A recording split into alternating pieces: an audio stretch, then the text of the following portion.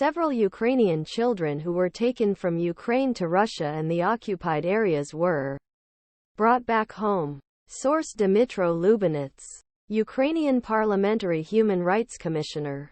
Andrii Yermak, President of the Ukrainian Office Lubinets, said that 3 children were brought back to Ukraine, that the President Office was brought back a 17-year-old girl and 3 men aged 6, 3, 9.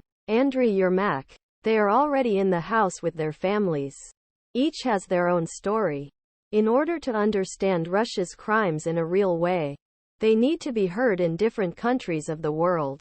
A few Ukrainian children who were taken from Ukraine to Russia and the occupied regions were brought back home. He also told the stories of the families where men were brought back. The family lived in Kherson Oblast. The child's mother was a soldier who went to defend Ukraine. He stayed at home with his grandmother and grandfather.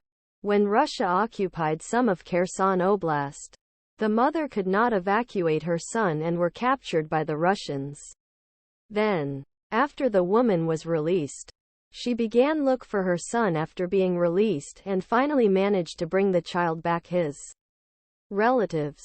The second child had congenital health problems. The largest children's hospital Ukraine in Kyiv was prepared for surgery. Kherson Oblast. And now, after a long separation, the family together. Another child ended in an orphanage in Russia's Bryansk Oblast. Background: the Human Rights Commissioner Office and the Presidential Office brought back a child from Ukraine to Russia.